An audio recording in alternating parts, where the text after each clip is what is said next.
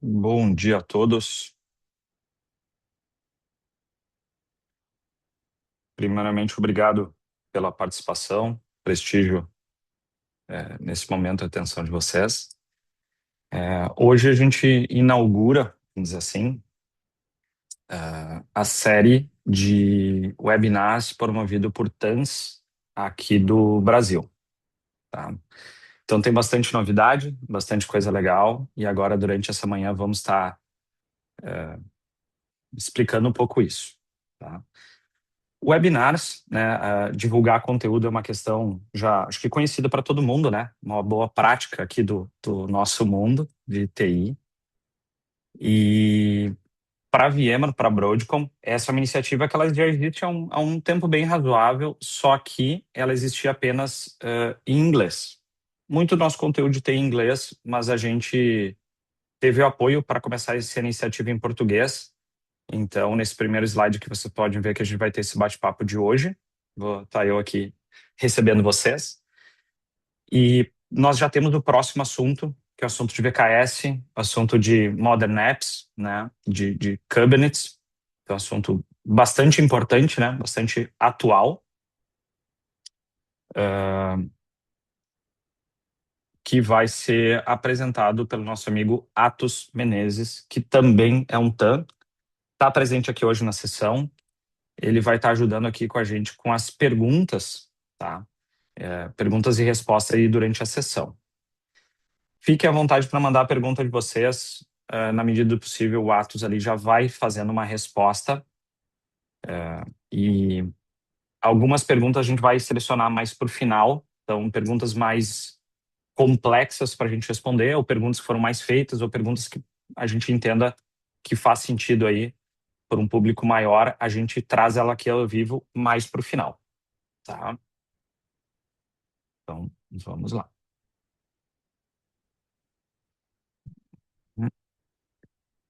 Pessoal, hoje a nossa ideia é fazer um bate-papo sobre usos práticos das ferramentas do VCF, tá? Ganhos rápidos, uso das ferramentas. Então, como eu falei, hoje a gente tem bastante novidade, bastante coisa para a gente explorar. E uma delas eu vou começar então. Eu falei que esse aqui é um webinar dos TANs. O que que significa TAN? TAN significa Technical Adoption Manager, tá? No mercado é mais conhecido como um pós-venda, né?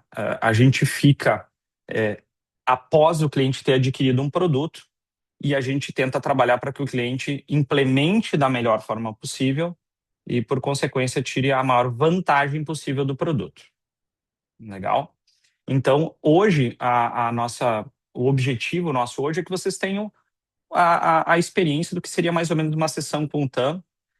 Nós temos aqui vários clientes aqui, eu já vi pelos nomes aqui, que são clientes de TAM, né? Se você quiser depois entender melhor do serviço, como tem serviço na sua empresa, pode nos contatar, pode falar com o seu AD, com o seu SA, né? Hoje não é uma sessão de venda de TAM, fiquem tranquilos.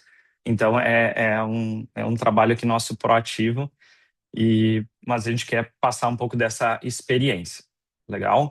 No Brasil, nós temos mais ou menos pouco mais de 15 TANs atuando, né? 15 profissionais. América Latina a gente passa de 30, Américas em geral a gente passa de 200 e global acho que a gente chega perto de 500 profissionais fazendo esse papel. Então, é um time bem grande e o legal é que justamente quando você faz essa contratação, quando você tem o TAM, você não tem um TAM, você tem a equipe de TAMs para atender, né? Então, por que que eu digo isso? Nós temos no VCF uma plataforma muito grande e eu trago isso como um ponto, então, nosso de partida, né? A VMware tinha um portfólio muito grande, a VMware encapsulou isso no VCF, né? Hoje não é uma apresentação de VCF, mas só para a gente contextualizar. O que que eu quero dizer com isso? Nós trouxemos isso para ter uma experiência de nuvem, né? Só que nós temos uma quantidade de componentes bem grandes, nós temos uma plataforma bem completa, né? Ela se torna complexa, a gente tenta reduzir a complexidade ao máximo. O serviço do TAM é um serviço para tentar reduzir essa complexidade, tentar você entregar o melhor possível. Não adianta você ter o produto, ter o componente, você não aplicar eventualmente você não tirar o melhor uso dele, e aí entre aspas, né, um desperdício, né? E quando a gente fala de desperdício, não é só da ferramenta, não é só do VCF, né? É o componente software que tem um custo, mas em geral tem um custo alto, né? A gente fala de TCO, você está falando hoje, preciso dizer o preço aí que está a memória hoje em dia, né? Subiu de maneira exponencial, né? O hardware está caro, o data center é caro, então a gente precisa tirar o melhor para as nossas empresas, tá? Então, assim, aqui tem um panorama do que hoje é os componentes do VCF. Não é a melhor imagem, não é a mais didática, mas atende o objetivo aqui que eu queria, que é mostrar como pode parecer complexo. Porque a gente tem um VCF com vários desses componentes. Hoje, o meu objetivo é, que nem eu falei, né, Dutan, a gente tenta ser prático. Então, eu não vou estar aqui explicando todo o VCF. Nós temos eventos disso, nós temos VCF Roadshow, nós temos vários que tratam explicando o produto. Aqui é uso prático e direto. Então, nós temos vários componentes, eu escolhi alguns deles para hoje a gente fazer esse caso prático aí de como é que a gente tira vantagem, tá? Vamos lá. Eu falei para tirar vantagem um produto complexo. Escola, legal. Você falou do TAN, está trazendo hoje aqui um pouco de conteúdo para a gente, né? Mas a gente tem esse assunto aqui que é complexo. Então vamos lá. A gente ajuda o cliente a tirar a melhor vantagem não só diretamente em cima do produto, mas em todo o entorno. Por exemplo, não é de conhecimento de todo mundo e são ferramentas excelentes, tá? Nós temos aqui um print, né, do Hands-on Labs. Para quem não conhece essa ferramenta, é fantástica. Você pode fazer, não é exatamente um treinamento, mas ele tem um caderno de exercício. Então, ele te propõe a ter uma experiência prática de um determinado assunto. Por exemplo, aqui, um que faz muito sentido, na minha humilde opinião, que é a questão de como você vai do vSphere 8, por exemplo, para o VCF 9. Tá? Nós temos também a parte de education, né? Nós temos agora o VCF Learning, os conteúdos, os treinamentos oficiais que antes eram um pouco mais complicados de ter acesso por custo ou por disponibilidade, eles estão disponíveis numa plataforma. Então é mais uma ferramenta que a gente tem aqui disponível para a gente entender melhor os produtos, conseguir ter a melhor adoção deles. Quando eu falo de adoção, então, Technical Adoption Management é o nosso nome, né? O nosso TAM é o nosso principal objetivo. Falando em adoção, pessoal, a gente sempre precisa entender algumas coisas quando a gente olha um produto, né? Nós tínhamos na VMware o que a gente chamava do VVD, VMware Validated Design, que é um caminho que você tem para você fazer a implementação de um produto. Então, pô, legal, eu tenho um caminho das pedras, eu tenho algo como entregar, bacana. Só que o como, eu ainda me deparo com algumas coisas no meio do caminho, né? Eu tenho a documentação, eu tenho alguns guias de melhores práticas, eu tenho decisões de arquitetura e eu tenho TANI. Então, você estava se propondo a simplificar e você acabou de complicar. Não, é que eu preciso separar para a gente atuar de maneira muito clara. Documentação, como eu vou fazer, né? Isso, vocês têm essa ajuda, vocês podem ter professional service para ajudar no deploy, o TAN, obviamente, ajuda nesse entendimento, legal. Quando a gente vai para melhores práticas, não é o como faz, tá? Mas é no sentido de...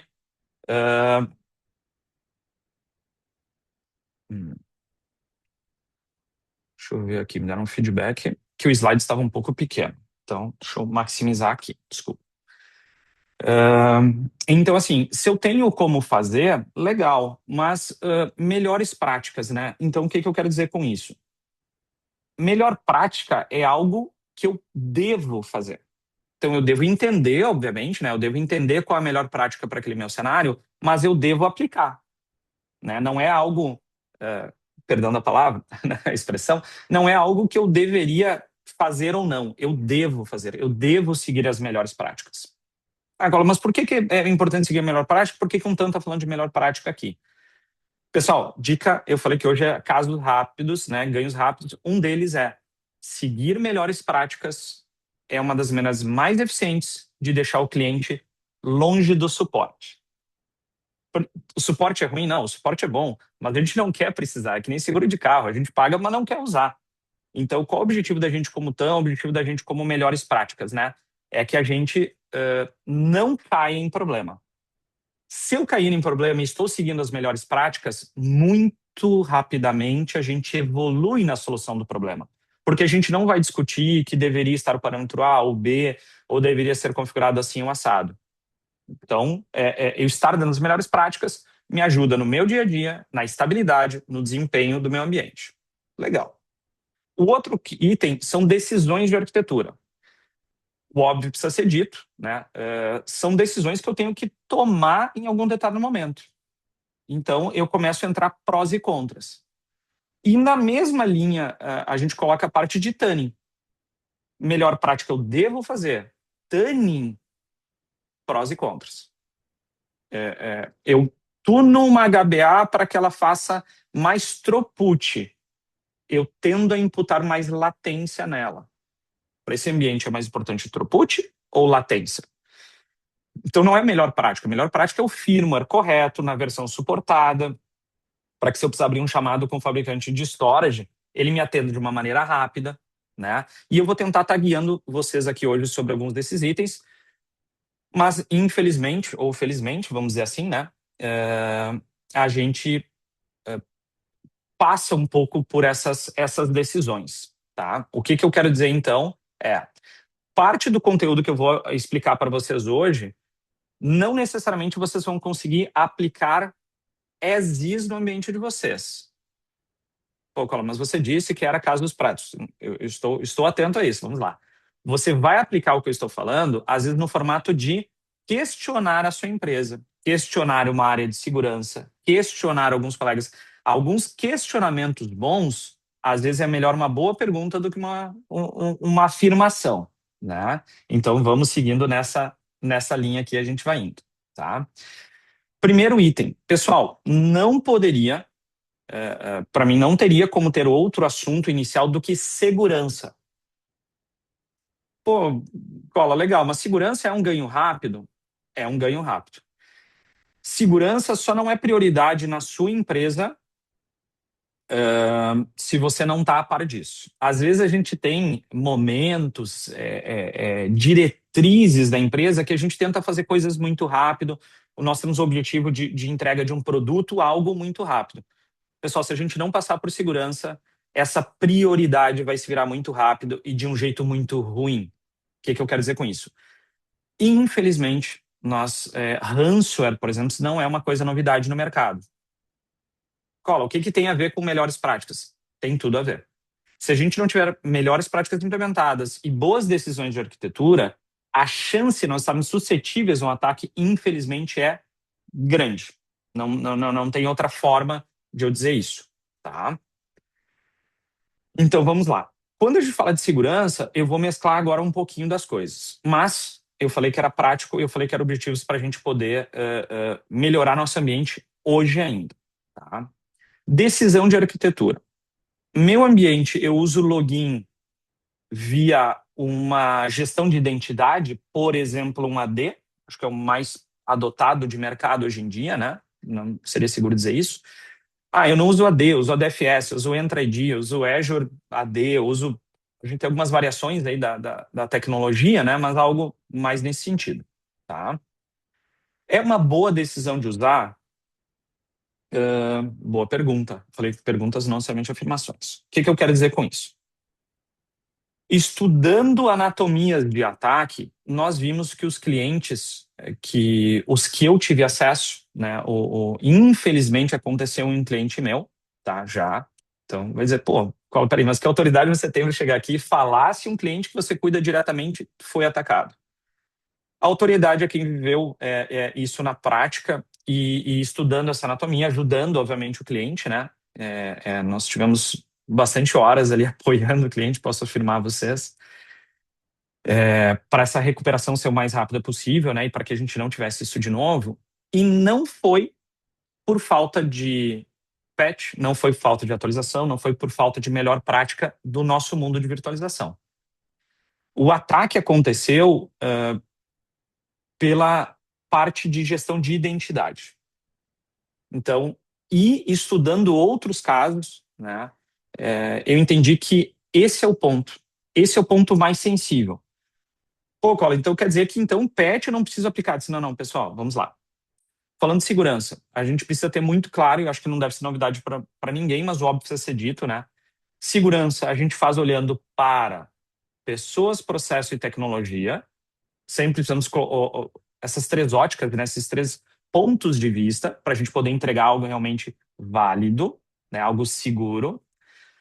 E nós temos a questão que segurança é estilo uma cebola, a gente faz por camadas. Então, nunca existe a bala de prata. Nunca é porque eu fiz essa, eu não preciso mais de nenhuma. Eu preciso colocar a maior quantidade de camadas, porque é assim que eu protejo o meu ambiente. Beleza? Então, vamos lá. Preciso aplicar patch? Óbvio. Preciso seguir melhores práticas? Óbvio, né? Mas eu estou falando aqui do AD. Eu devo usar o AD, eu devo usar um controlador de domínio externo ao mundo da VMware? Nós temos decisões de arquitetura que dizem que sim, né? Se eu for usar, aí entra para mim um item que é melhor prática, tá? Usem MFA, né? Duplo fator de autenticação, múltiplo fator de autenticação. Usem isso como proteção. Apenas usuário e senha é muito frágil. A quantidade de atacante fazendo engenharia social, fazendo phishing, fazendo outras coisas na sua empresa é muito grande, tá? Ah, Cola, mas eu não tenho. A maioria das empresas tem. Eu escutei esse termo de um cliente dizendo assim, não, mas eu tenho uma quantidade muito pequena, não está disponível na minha empresa inteira. Disse, que bom. Eu não quero a empresa inteira com login no meu mundo de virtualização de infraestrutura. Esse acesso precisa ser restrito. E eu chego daí no segundo ponto.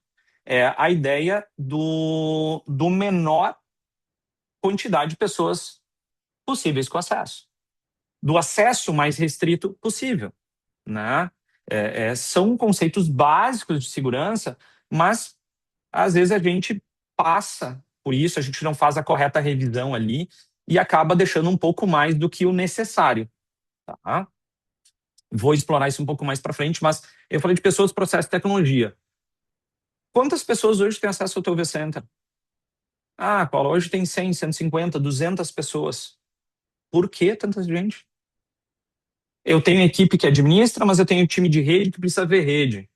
Pessoal, a rede hoje no nosso mundo está no NSX, agora VCF Networks. O time de rede deveria ter acesso a esse componente, não necessariamente ao vCenter. Ah, mas ele precisa. Entendi, pessoal, de novo, eu não estou aqui para impor, estou aqui para levantar os questionamentos. Nós temos itens de segurança importante a tratar e passa por isso, para a gente liberar as permissões necessárias. Né? Meu coordenador tem acesso, meu gerente tem acesso. Eles fazem tarefas administrativas no ambiente, eles precisam ter. Pô, mas peraí, como é que eu vou cortar o acesso do meu gerente? Simples, gerente, você quer um ambiente mais seguro?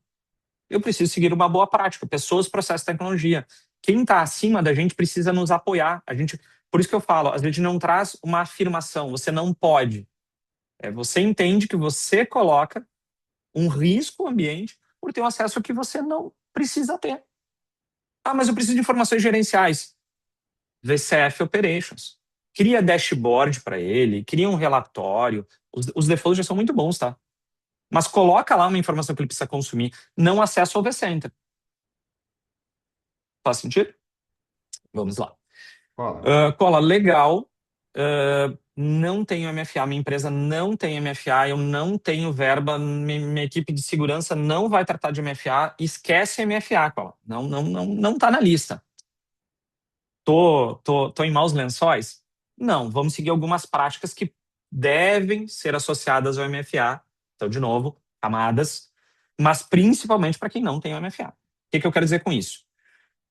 Você poderia questionar o seu time de segurança e ter uma decisão, e aqui é uma bem controversa, né, uma bem polêmica, que é, de repente, você não usar um controlador de domínio. É você ter no @vSphere local, ou até mudar esse nome, ter um domínio próprio, segurança por obscuridade, né? Tirar o domínio padrão ali para outro domínio, renomear ele, e você ter usuários locais. Então você não tem um usuário do AD, tá? Mas peraí, entendi. Isso é uma decisão AD ou local. Mas por que você está falando de não ter o AD? Eu já segui a tua outra melhor prática. Eu cortei os acessos hoje a uma quantidade extremamente reduzida de pessoas que têm acesso ao AD. Legal. Só que tem coisas assim. Por exemplo, há um tempo atrás a gente teve o caso daquela credencial de um banco que foi vendido para dar acesso ao sistema do Pix. Né? Complicado. Então a gente tem. A gente sempre preocupa muito com um ataque que vem de outro país, né, para invadir a nossa empresa, e às vezes a gente tem uma situação interna. E às vezes até mais complicado de tratar ela, né, de proteger de algo que vem dentro do que um atacante externo que tem IPs ali com reputação ruim, né? Vocês me entenderam. Se esse atacante tiver acesso a uma credencial válida através de phishing, através de compra, engenharia social e N outros métodos aqui, ele pode explorar uma vulnerabilidade no AD, ele pode fazer elevação de prioridade. E aí, digamos que ele ganha controle do AD, ele vai lá e dá um search por grupos e acha o Vemora underline admins. Então, ele vai se adicionar no grupo e ele vai chegar no vCenter pela porta da frente. Ele não precisa de uma vulnerabilidade. Ele é um administrator. Ô, Tá? Collor, desculpa te interromper, só para Claro. confirmar, o slide ainda é o do hall, certo? Sim. Tá bom. Eu não quis parar aqui o compartilhado, mas boa pergunta. Como eu falei no início, eu estou tentando fazer uma sessão muito parecida com o que é que a gente faz de um cliente. E eu não gosto de muitos slides, né? Então eu deixei parado, talvez não foi a melhor ideia. Eu posso desativar o compartilhamento aqui, mas é a conversa mesmo. Mas obrigado, Atos, pelo questionamento. Então, assim, eu vou pegar esse grupo e tem memória de mim, né? A pessoa fez essa elevação de segurança, se adicionou no grupo, chegou pela porta da frente. Um MFA bloquearia ele? Provavelmente. Teria uma grande chance. Pô, Colin, então eu tenho MFA, vamos para outro assunto. O Atos já pediu, pula o slide, vamos para outro ali, porque a gente já passou disso, tá? Não, eu tive a seguinte situação, pessoal, não foi com um cliente meu, mas a pessoa que me reportou, né, eu confio bastante, que na empresa que ela estava, um dos analistas, né, mais júnior na empresa, estava de folga, né? Estava fora do horário de trabalho dele e ele recebeu uma mensagem no celular do MFA. Você aprova essa tentativa de login? Eu disse, não estou tentando logar. Alguns segundos, minutos depois, você aprova? Não. Você aprova? Não. Né? Disse, pô, estranho, bugou o aplicativo. Sei lá, a cabeça dele ali. Na quarta, quinta vez que veio, a namorada do lado dele, sentada no sofá, tentando ver um filme, uma série. Disse, pô, para com esse celular aí, cara, coisa chata. Ele, para parar, clicou em aprovar. Parece ridículo, parece impossível, mas isso infelizmente é uma história real. Então, pessoas, processos e tecnologia. Se eu tenho a menor quantidade de pessoas com acesso, eu reduzo meus perfis de ataque. Pessoal, nem todo mundo, o que pra gente é muito óbvio, o cuidado que a gente tem como administrador, a dor que a gente sabe que a gente está em risco do nosso ambiente, ela infelizmente não é comum para todo mundo, nem todo mundo vai compartilhar desses mesmos cuidados. Então a gente precisa, infelizmente, ter esses cuidados extras, tá? Vamos lá, Cola. Eu falei por segurança e produtividade. O nome do grupo do VMware. Pessoal, não usem o nome VMware no grupo. Segurança e produtividade, ridículo. Pô, Cola, mas a chance de evitar é baixa. Pessoal, de novo, camadas. São pequenos detalhes que podem evitar. Ou eu vou deixar um item aqui que eu vou tratar logo na sequência do nosso próximo assunto. Que não é impedir, mas é complicar e retardar. Né? Isso me gera suspeitas no ambiente. Eu vejo movimentação, me dar tempo para detectar, tá? Isso é bem importante. Tem uma técnica melhor do que renomear o nome do grupo? Tenho. Minha opinião. De novo, pessoal, tem coisas que estão em documentação, tem coisas que são experiências nossas, e não necessariamente todos os tantos vão concordar comigo. São decisões de arquitetura. Eu não recomendo usar grupos do AD. Ah, Colin, então vamos ter que mover tudo para o usuário local. Não. Você pode usar o AD, o usuário do AD, mas não o grupo do AD. Então, eu crio um grupo local para fazer a gestão de permissões localmente, tá? No @vsphere.local. Eu defino as permissões ali por esse grupo local e adiciono usuários do domínio, tá? Então, se alguém entrar como domain admin, ele não vai ter um grupo VMware alguma coisa, ele sequer vai ter qualquer grupo que, se adicionando, ganhará acesso ao vCenter. Simples, né? E efetivo, vamos dizer assim, muito útil. Impede? Não impede. Se ele souber o usuário, por isso que eu não usaria nada, nenhuma lista de distribuição, nenhum grupo com o nome VMware, né? Claro, infelizmente, de repente você vai precisar usar infraestrutura, você precisa. Então, assim, eu tentaria diminuir a quantidade de informações que eu entrego de mão beijada sobre quem são as pessoas que administram. Mas se ele tiver acesso a essas usuários, ele vai ter que saber, vai ter que resetar a senha de uma dessas pessoas e usar essa credencial. De novo, isso gera barulho, isso chama atenção. Faz sentido, né? Então, essa é a ideia de camadas. Então, pessoal, quando a gente fala de gestão de usuários, gestão de acesso, menor quantidade de acessos, menor nível de acesso possível, é importante para a gente ter acesso. Cola, mas eu não consigo reduzir as pessoas, eu preciso ter a menor quantidade. Vamos lá, agora eu vou trocar de slide. Né? São pouquíssimos slides, pessoal, e bastante bate-papo aqui com a gente, e no final um pedacinho reservado para a gente falar mais das perguntas. Aqui, para quem está familiarizado, legal, tá? Isso aqui de novo, pessoal, slides muito simples. Isso aqui, basicamente, a gente está falando de uma tela do VCF Automation, ARI Automation, vRealize Automation, vCenter Automation, aí vai do tempo que vocês estão trabalhando, né? Eu peço desculpa no início da apresentação aqui, eu não me apresentei diretamente, falei mais da nossa equipe, né?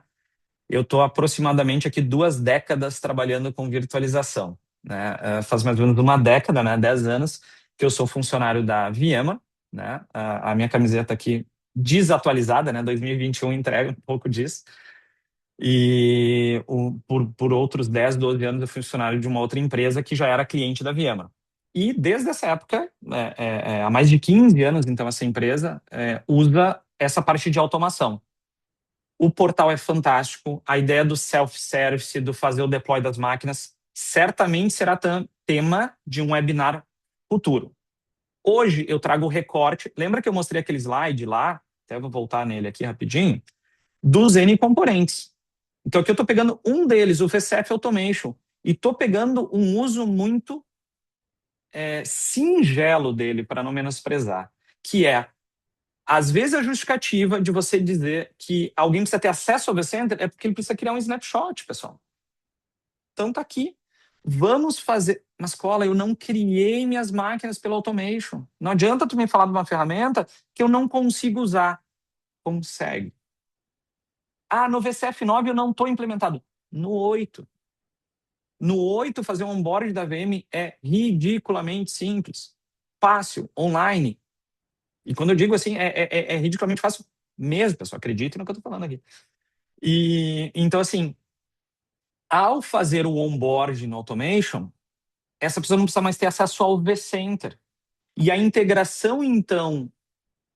mas ela vai fazer atividades no vCenter? Não, ela vai fazer integrações com automation, que através de integrações nativas, APIs, chama funções lá. A chance dele atacar o vCenter reduz de maneira absurda. Ele não tem mais contato.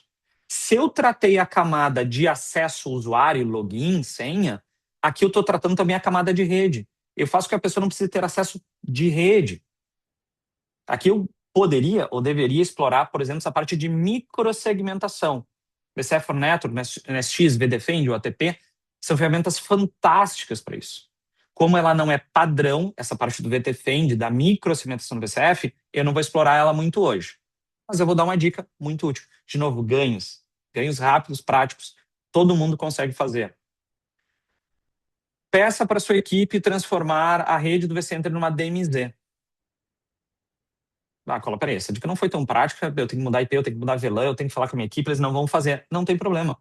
Use o firewall nativo do appliance. Pega o seu vCenter e permita que conecte nele apenas as redes que realmente deveriam conectar. Por que está aberto porta 80? Não vou nem falar de SSH habilitado, isso entendo que a gente já passou essa etapa. O SSH dele não vai estar habilitado. O SSH de host não vai estar habilitado. né? Mas por que a gente não usa o firewall desses componentes, o SXI, do vCenter, para bloquear? Ou usa um firewall externo, né? Eu não tenho externo. Então tá bom, ganhos práticos, habilita o firewall do componente. Protege. Se alguém roubar uma credencial, não vai conseguir chegar no meu ativo. Segurança por camadas, né? Cola, legal aqui, mas eu não gosto muito do automation, a cara dele eu acho meio... Não tem problema, vamos outro sabor aqui então. Próximo slide. Nosso amigo Operations. O Operations, principalmente dentro do VCF, ele vem de muita data, ganhando cada vez mais espaço, sendo cada vez mais o nosso single pane of glass, né, como o pessoal gosta de chamar. Aqui eu tenho uma quantidade de atividades, de ações de dia 2 muito grande. Ligar, desligar, reiniciar, pegar a tela. O básico que alguém poderia dizer que precisa fazer para o vCenter, pode fazer por aqui. E aqui eu ainda tenho mais uma série de informações bem mais interessantes, né? Eu tenho aqui como é que está o uso de recurso, como é que está a alocação, se está sofrendo alguma coisa, se tem algum tipo de alerta, se tem algum tipo de problema, se tem alguma coisa. É muito mais útil entregar pelo Operations do que entregar o vCenter. Então, são técnicas. Ah, mas o meu usuário está acostumado com o vCenter. Pessoas, processos, tecnologia. Pô, pessoas, né? A resistência, boa e velha resistência à mudança. Entrega algo melhor. Não é dizer você não pode acessar o vCenter porque um carinha lá no webinar hoje me disse que não é seguro.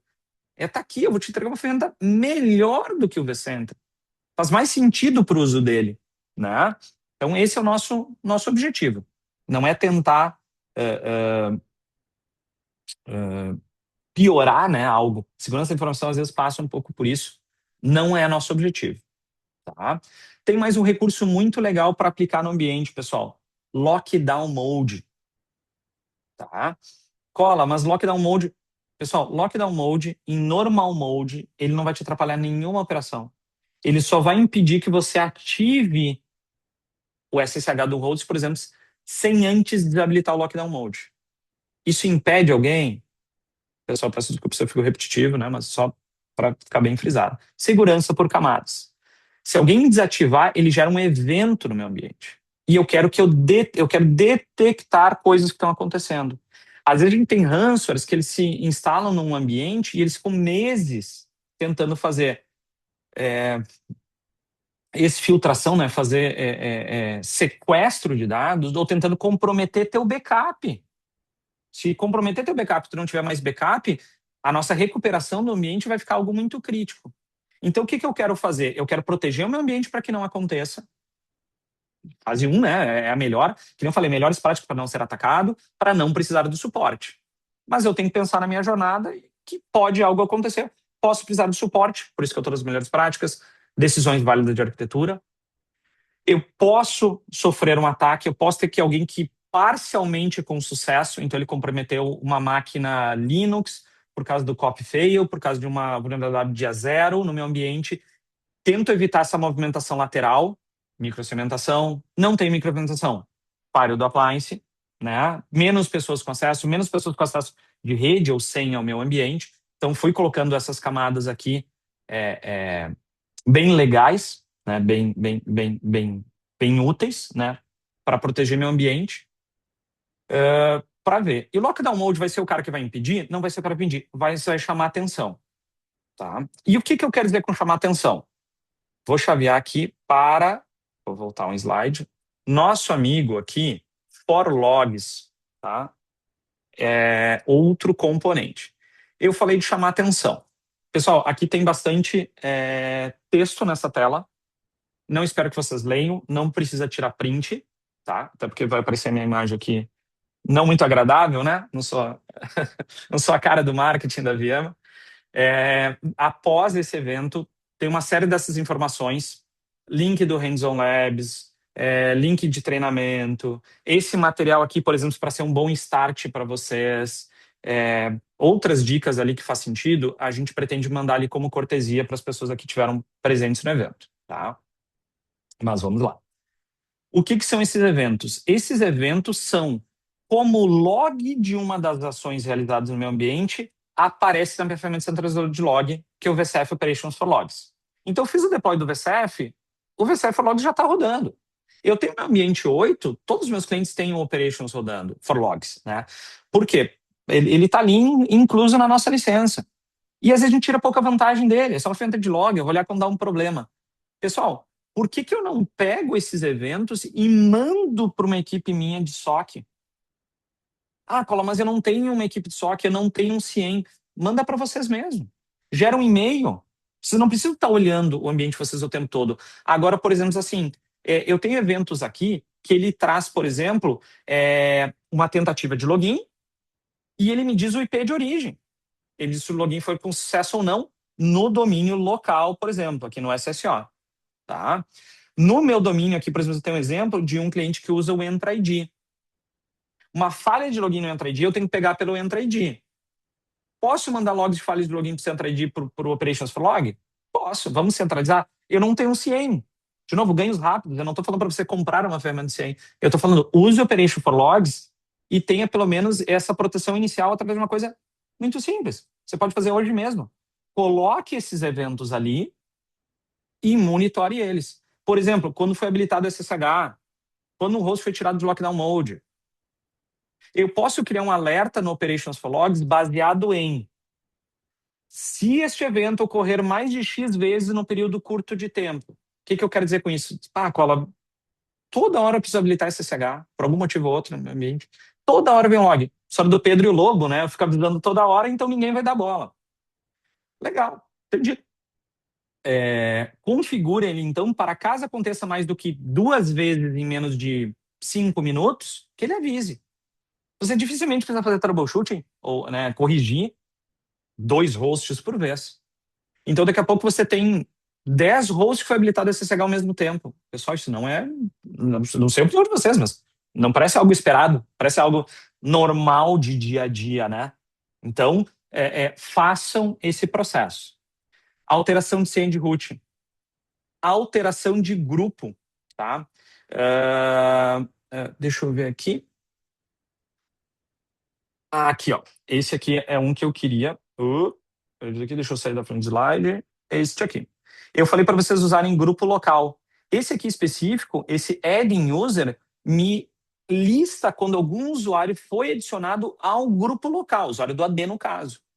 Então, depende, são eventos importantes que eu estar prestando atenção. Eu estar aqui tentando ver, conectar coisas. Ah, um SSH, um usuário trocado. Posso fazer uma regra? Posso fazer várias, né? Então, assim, isso é uma exploração muito bacana para a gente fazer do Operations for Logs para nos ajudar em ferramenta. Obviamente, eu posso usar esse Operations for Log, pessoal, para qualquer outro evento. Né? Por exemplo, pessoal, eu preciso toda vez que uma nova máquina for criada, que avise o meu time do CMDB.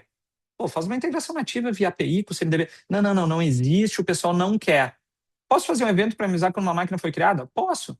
De novo, seria um caso totalmente diferente do que eu estou tentando abordar aqui, que é de segurança, mas totalmente aderente ao tema, né, desse webinar, que são usos práticos das ferramentas, é ter ganhos. Eu preciso que toda vez que um novo port group for criado, o meu time de rede seja avisado. Legal, fantástico. Dá para fazer via API, alguma coisa mais buscada? Dá para fazer via log. Manda um alerta, manda um e-mail. Muito disso aqui, ou tudo disso aqui, dá para criar um dashboard. Pessoal, eu quero criar um dashboard e colocar um painel na minha sala de operação. Sobre login com sucesso, login assim. Por quê? Eu estou visualmente vendo os gráficos. Se algo destoar ali, eu já tenho uma equipe que monitora. Né? Cola, mas eu não tenho um CIEM, ou tenho um CIEM, mas não é, ou não é um CIEM, é outra ferramenta. Entendi. Você tem alguma outra ferramenta? O seu time de monitoramento já usa alguma outra coisa? Legal. Eu tenho aqui, através do Operations for Logs, a possibilidade de fazer envio. Então, aqui um printzinho bem simplesinho, VCF Operations for Logs, a parte de log management, e eu tenho a parte de envio. Eu coloco aqui o IP dele, o protocolo que ele vai receber, e aqueles filtros que eu mostrei antes vão aqui nessa tela. Vocês estão vendo ali o campo filtros? Aquele filtro colocando ali, ele não vai fazer o envio de milhares de logs por dia. Ele vai fazer envio desses eventos que eu estou filtrando. Então, de novo, Não é um trabalho muito complicado, não é um trabalho muito complexo, e na medida do possível, né? Acredito que isso aqui que eu quero compartilhar com vocês, esse chute inicial já seja um ponto bacana de partida. Já é algo para mim que faz bastante sentido. E aí, claro, cada cliente, cada caso, cada processo, cada operação, descola, olha só, eu tenho terceiros, eu preciso monitorar mais isso, mais aquele domínio, mais essa integração. E, obviamente, a gente vai adequando, mas a lógica é essa: entender o que está acontecendo, ver eventos que não deveriam estar acontecendo, ou numa quantidade que não deveriam estar acontecendo, e a gente está bloqueando, está informando, está monitorando e, eventualmente, estar agindo, né, através dessa integração aqui, tá? Então, de novo, rapidamente, essa parte de segurança, mais ou menos a gente encerra aqui a conversa por hoje, né? Não há conversa, o tema de segurança. Que é, entendam, façam boas decisões de arquitetura, envolvam áreas responsáveis da sua empresa. Às vezes a gente não é muito bem recebido quando a gente afirma algo, né? Olha só, meu chefe, você não pode mais ter acesso, né? Ele não vai gostar, mas olha só, você entende o risco que o seu login desnecessário imputa ao meu ambiente e você vai construindo essas melhores práticas.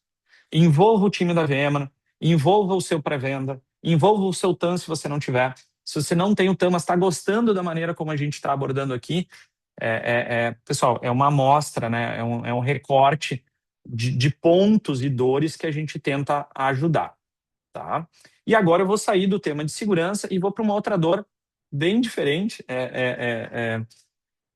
para a gente aqui mudar um pouco de assunto, tá? Que é, numa situação, clientes meus têm uma necessidade, é muito comum, né? Precisar comparar o seu custo com nuvem. Velha. Eu vou dizer velha, né? A gente está com nuvem privada, pública, híbrida, conceitos aí há bastante tempo. Para mim, não é uma guerra, é a gente tentar tirar o melhor dos dois mundos, tá?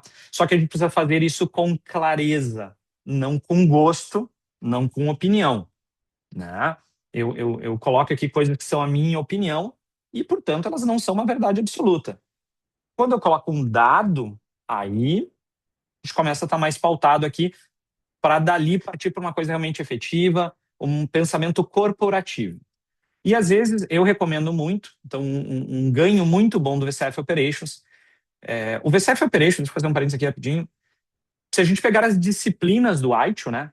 Gestão de desempenho, gestão de capacidade, gestão de custo, ele engloba todas essas disciplinas, tá? Então a gente consegue, em cima dele, ajudar em todos esses temas na empresa de vocês, tá? Aqui eu estou fazendo literalmente pequenos recortes de coisas práticas. Um deles é o Arif Análise. Eu posso montar um plano. Então aqui eu peguei um ambiente meu. E, pessoal, isso aqui eu construí com o Hands-on Labs, tá? Então vocês podem brincar com tudo que eu tô falando aqui no Hands-on Labs. Inclusive, de criar um plano. Pô, sei lá, o pessoal da minha empresa nem me deu acesso a Operations. Ou eu não implementei Operation. Ou eu tenho medo de mexer no Operations. Pessoal, o Hands-on Labs é fantástico para isso, tá? Então o que eu peguei aqui? Um recorte, tá? Desse plano. Isso é nativo.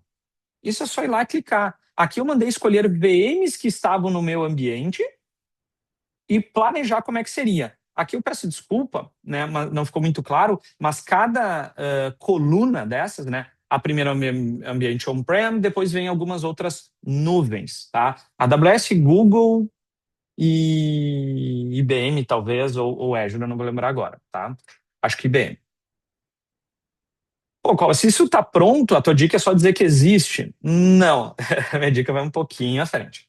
A minha dica é a seguinte: qual o problema que eu enfrentei com o cliente ao usar essa ferramenta simples e pronta? Se a gente olhar na segunda coluna, que é a da AWS, eu tenho uma VM de 4 vCPU 16 GB, 4 vCPUs 8 GB, 4 vCPU e 30 GB. E ele me colocou diferentes tamanhos, diferentes modelos de EC2. Legal, Paulo, mas é óbvio, né? Tu acabou de falar, tem diferente memória, diferente disco. Eu entendi. Mas o meu ponto é um pouquinho diferente. O primeiro, ele falou da família T4, o segundo da C6, o terceiro da I3. O custo desses tipos de distância é muito diferente de um para o outro. Interessante. O que acontece? Essa comparação ficou um pouco quebrada. O custo não está numa linearidade, né? Não está numa crescente, não está numa constância que faça todo sentido aqui para gente. Legal.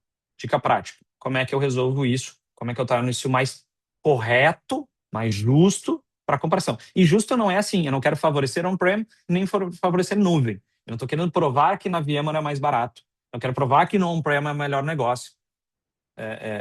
Os estudos mostram que sim, mas eu preciso fazer isso sendo justo. O que eu quero dizer com justo?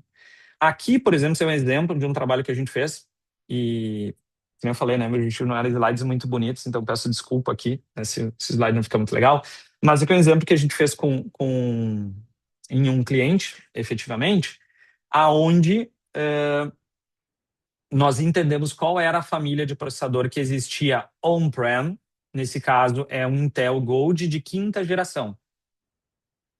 Algumas daquelas modelos que apareceram ali naquela meu slide anterior, eles são de Intel de terceira geração. O desempenho é muito diferente, o custo é muito diferente. Então, aqui nós fizemos uma identificação de quais seriam os modelos equivalentes para essas gerações.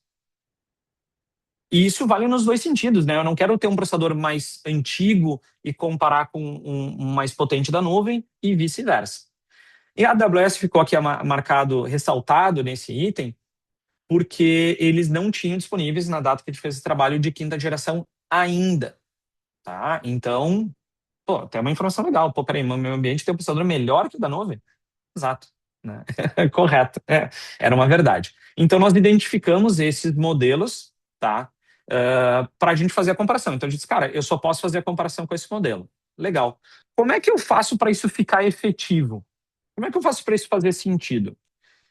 Dentro do VCF Operations, tá? Nós temos aqui a lista de todas as clouds, né, que a gente cloud providers, né, que a gente trabalha o custo. Aqui a gente tem a parte de cost drivers, que a gente também trabalha a parte de custos internos. Então, obviamente, eu vou tentando sair de valores padrões de mercado para refinar para que esses valores sejam cada vez mais reais para minha empresa, seja cada vez algo mais efetivo para isso, tá? O que acontece? Quando a gente clica naqueles três pontinhos, eu faço o download de uma planilha Excel, né? Não podia faltar, a gente está falando de tanta ferramenta, nosso bom e velho Excel, tá? Mas em que formato eu vou fazer? Em que sentido? Fazendo o download dessa planilha, e ela é tão simples quanto isso, é uma lista de modelo e o custo dela. O que a gente fez nesse cliente? Nós deletamos os modelos que a gente entende que não deveriam ser comparados. Esse cliente tem uma certa negociação já com a nuvem pública. Tá? Então, aqui nós trouxemos o valor que é aplicável para ele. De novo, eu falei de fazer uma comparação mais justa.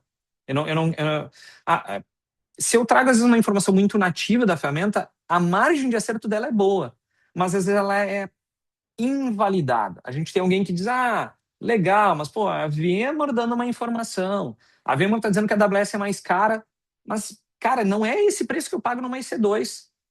Perfeito, então me diga qual é o preço para eu trazer para a ferramenta e ter essa comparação mais precisa. Me diga qual é o nosso custo de energia, que eu também trago para o on-prem para ser mais preciso. Então, a gente tunar alguns desses valores de maneira simples, né? Pô, Cola, eu não tenho nada sobre ações. Posso fazer a comparação nativa? Claro que pode. Só que muitas empresas já estão num grau de maturidade de comparar um pouco mais no bit esses custos, né?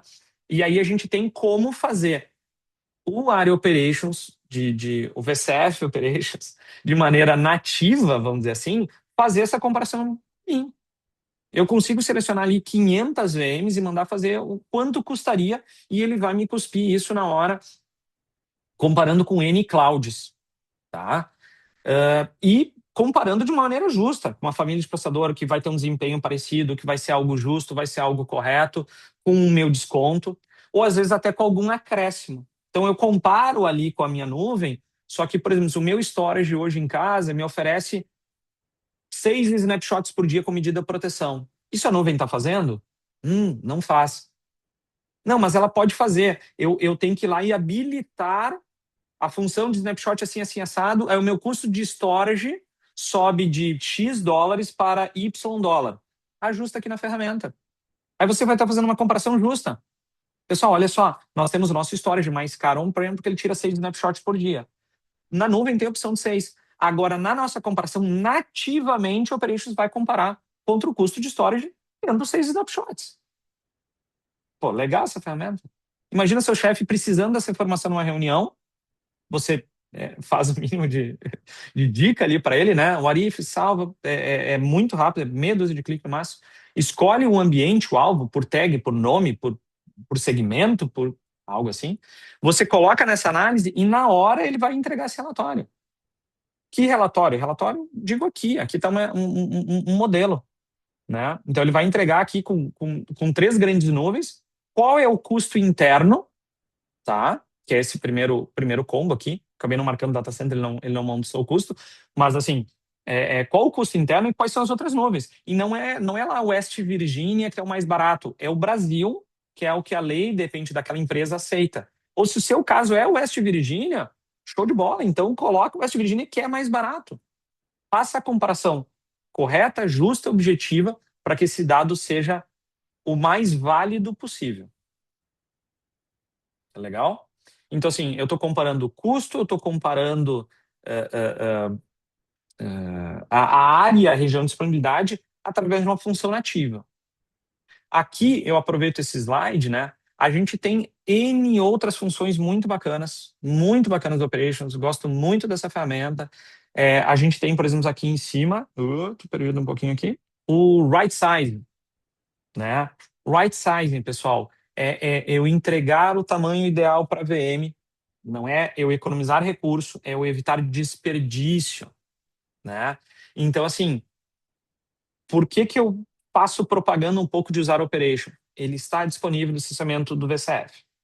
Ah, Cola, mas isso aí era uma funcionalidade que tinha no Operations Standard, Advanced Enterprise.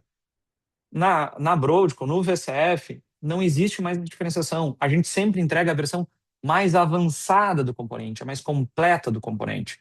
Então, tudo que a gente está olhando aqui, você terá sim no seu ambiente, no seu licenciamento. Você poderá fazer esse uso, tá? E se eu mostro uma vantagem para vocês estarem operando cada vez mais no Operations, eu tenho cada vez menos pessoas no vCenter e deixo o meu ambiente mais seguro. Então, a gente está falando aqui de um trade-in, né? Uma troca de como eu melhoro o meu ambiente, deixo ele mais seguro e trago vantagens. Esse Orif Análise, pessoal, eu fiz aqui para a nuvem, porque é um cenário extremamente comum de a gente precisar comparar, precisar responder isso para alguém, responder isso para alguém da empresa. Deveríamos estar aqui, deveríamos estar lá, deveríamos assim assado, mas ele funciona também para a gente comparar, por exemplo, a aquisição de hardware, né? Troca. Quanto custaria se eu saísse do meu storage tradicional para uma infraestrutura hiperconvergente? Ou da hiperconvergente para uma tradicional? Ou de um hardware mais antigo para um hardware mais novo? Serve para a gente fazer análise de capacidade. Quantos hosts eu preciso comprar? Pô, o operador está dizendo que meu ambiente tem CPU para operar por mais ou menos um ano, né? Como é que eu vou agir? Como é que eu vou fazer esse capacity? Como é que eu vou trazer isso? Tá? Então, é nesse sentido, tá, que eu quis compartilhar. A gente tem aqui dentro do Operations várias questões legais. O Operations merece um webinar só para ele, sem sombra de dúvida, né? Mas hoje era um apanhado geral e, né, depois que, ao concluir este webinar, vocês vão receber uma pesquisa de satisfação, né? Um survey, onde, por favor, sejam totalmente diretos, abertos, né, honestos ali sobre o que vocês acharam, né? A minha intenção hoje era tentar fazer um apanhado de diferentes temas. Então a gente não massificar, né? Pô, foi legal só para um cara que quer evoluir a maturidade de segurança. Entendo que todo mundo quer, né? A parte de segurança, a parte de proteção ali, então, eu entendo que é um tema muito comum, mas eu tentei pegar alguns outros pontos aqui para a gente ter uma pequena diversidade aqui de itens. Obviamente, essas ferramentas a gente pode explorar. Aqui eu estou na base, né? Então, eu falei do logs para foco em segurança, mas pode ser em automação, pode ser em outras coisas que a gente precisa dessa interação. O Operations aqui, então, eu falei que toda a biblioteca de ITIL, praticamente, seja PCI, seja... Ele está aqui dentro dele, tá? Então são temas, pontos aí que a gente pode explorar muito, bastante. Pessoal, eu tinha comentado, a gente deixaria perguntas, né, mais focadas aqui pro final, tá? Então, nosso objetivo aqui era mais ou menos um pouco mais de 1 hora, né? Então, tentei deixar o conteúdo. Para quem me conhece, sabe o quanto isso para mim é um pouco difícil. Dentro dessa 1 hora, gosto bastante de conversar e a gente ter essa troca de ideia. Então, eu tentei reservar agora um espaço final para a gente poder ter mais esta troca de ideia. Então, durante esse período aqui, vocês mandaram perguntas ali no Q&A, vamos dizer assim. O nosso amigo Atos aqui já respondeu inúmeras delas. E eu vou pedir para ele, pode vir online aqui com a gente, Atos, se quiser abrir câmera, fica à vontade. Se quiser abrir só o microfone, fica à vontade. Sinta-se em casa, está aqui com a gente. Para a Show, gente pessoal. responder algumas e eventualmente, né? Não sei se ele selecionou alguém ou tem alguém que gostaria até de fazer uma pergunta ao vivo, alguma coisa, vamos chavear. Maravilha, pessoal. Acho que todo mundo consegue me ouvir. Infelizmente, eu não vou conseguir ligar a câmera porque eu tô com um probleminha aqui no meu note e vou precisar reiniciar ele para funcionar. Mas Fica uma tranquilo. pergunta bem interessante, Cola. O pessoal perguntou se no final a gente conseguiria disponibilizar a apresentação. Olha, eu vou dizer que sim, mas eu peço desculpa, eu tenho vergonha porque eu fiz slides extremamente simples, tá? Então, sim, a gente pode mandar ali, né? Peço desculpa não ser uma apresentação muito bonita, porque o meu objetivo é ela ser funcional. Então, fico feliz se tiver Perfeito. interesse. Então, a resposta é sim. Maravilha. O Rodrigo ficou interessado nos filtros que podem ser aplicados para a gente poder fazer Uhum, aquele envio de logs, né, e tudo mais. E aí, de qualquer forma, Rodrigo, a gente consegue ajudar também na elaboração e definição desses filtros, tá? Podem contar com a ajuda do TAM e a gente está aqui para isso. O Wendel perguntou sobre a possibilidade da rotação de senhas nos hosts SXI, mesmo com o lockdown mode ativo. Funciona, tá? Durante o processo de configuração do SDDC Manager, ele já coloca os hosts em lockdown, mas ele cria um usuário de serviço totalmente autônomo. A gente desconhece a senha desse usuário de serviço e a rotação desse próprio usuário de serviço é feita pelo sistema de forma automática, de tempos em tempos. E é esse cara que é responsável por executar quaisquer modificações a nível do host SX. Então, mesmo com o lockdown mode habilitado, a gente consegue fazer a rotação de senhas sem problema nenhum, tá bom? Na verdade, é até uma boa prática a gente ter o lockdown habilitado.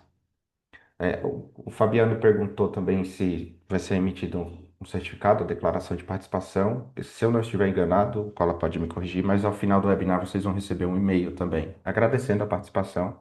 Não é necessariamente um certificado, mas é uma evidência de que vocês participaram.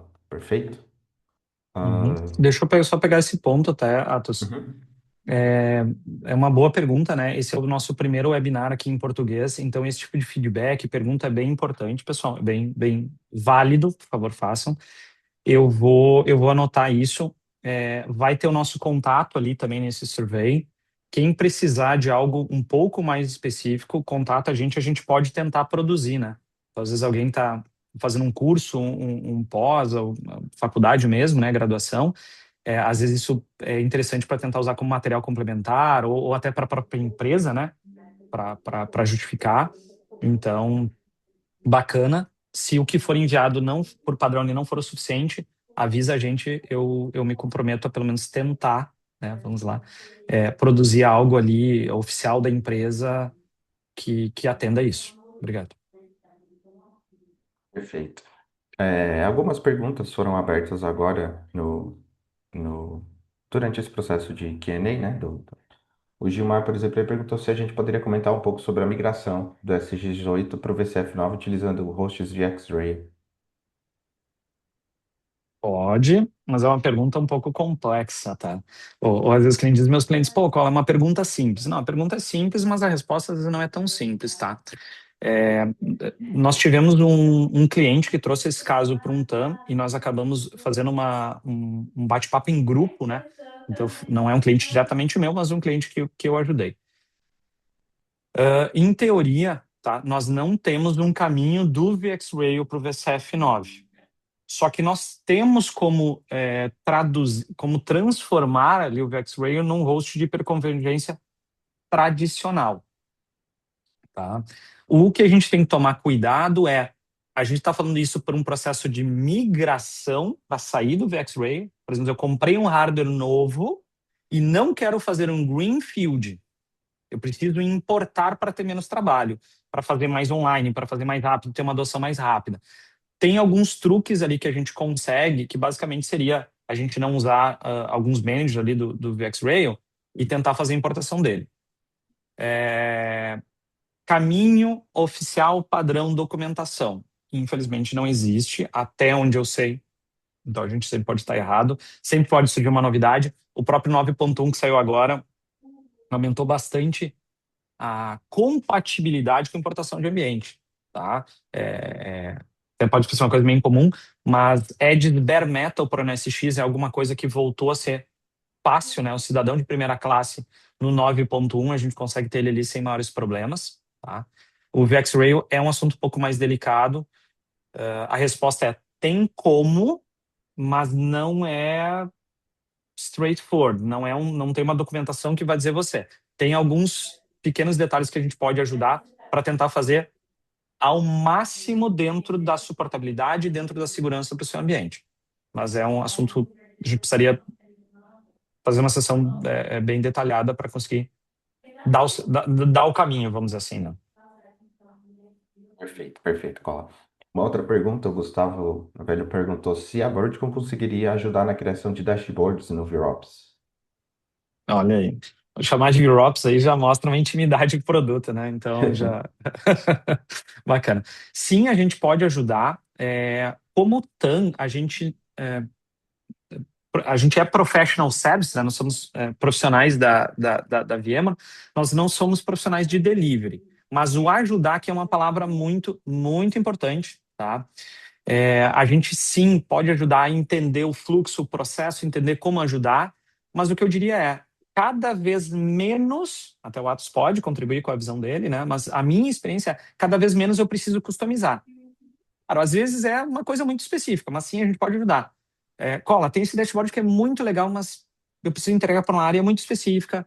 O meu gerente aqui é um cara muito, muito, muito detalhista, né? Não vamos usar outra palavra. Ele quer apenas essa informação, apenas desse jeito, nesse formato, com essa correção, com essa. Sim, é extremamente comum a gente customizar algum outro dashboard para essas finalidades bem específicas, né? Seja de segurança, seja gestão de patch, né? Às vezes cai uma vulnerabilidade que precisa o VMware Tools está no mínimo na versão, o SX, ou a versão do Linux. Eu posso usar Operations num Dash para me dar uma visão rápida? Posso. Posso customizar isso com tags? Pode. A gente ajuda com certeza, tá? Então, contem com a gente, mas a boa notícia é, quanto mais a ferramenta evolui, mais nativamente os dashboards são bons, né? São outros. Perfeito, perfeito. O Diego também perguntou se a Broadcom recomenda alguma ferramenta de MFA. Recomendar, eu acho que é uma palavra muito forte, Diego, tá? Nós temos uma lista de compatibilidade, tá? Então, eu tomei a liberdade de comentar aqui, por exemplo, se o AD, né? O AD, a DFS, Entra ID, alguns domínios, tá? Mas, se eu não me engano, o termo é Samuel 2.0, é um padrão de comunicação que nós somos compatíveis. Então, qualquer ferramenta que tenha essa compatibilidade, tenha essa integração, seria possível de usar. Então, antigamente nós tínhamos algumas ferramentas de MFA que atuavam diretamente até no nosso domínio local. Isso hoje em dia não é o direcionador que a gente está, tá? É realmente você ter uma ferramenta de mercado que trabalha com esse protocolo. Então, até nesse objetivo, é aumentar a quantidade de ferramentas que são efetivamente compatíveis, que você consegue aplicar no ambiente para tentar ter maior segurança. Então, quer exemplo? A gente tem o Okta, a gente tem o Microsoft Authenticator, o do Google, se eu não me engano, através da gestão de identidade deles, consegue aplicar também. Então, são algumas das mais comuns que a gente vê no mercado, mas a lista, felizmente, é cada vez maior. Perfeito, perfeito. O Fábio Zappos perguntou se, com base nos alertas e logs gerados tanto pelo Operations quanto pelo Login Site, a gente conseguiria automatizar alguma tarefa para realizar alguma ação de forma automática. Pode, boa pergunta, né? O tema automação é um tema sempre bem interessante. Às vezes o pessoal quer atrelar coisas com inteligência artificial. Então a resposta é sim. Nativamente, algumas coisas do Operation, mesmo sem integrar via logs, porque seriam métricas, ele consegue. O Operations tem uma integração nativa com o Operations for Logs, então sim dá para mesclar, né, métricas e logs ali para tomar ações de remediação normalmente, né? Então, adicionar mais recursos, adicionar CPU, memória, né, sei lá, algumas tarefas básicas, eles são bem simples. E alguns clientes estão migrando para um processo interno de ter essa informação exportada para a sua IA, né? Então a gente sempre pede cuidado, né? Você ficar mandando dados da sua empresa para uma IA pública, né?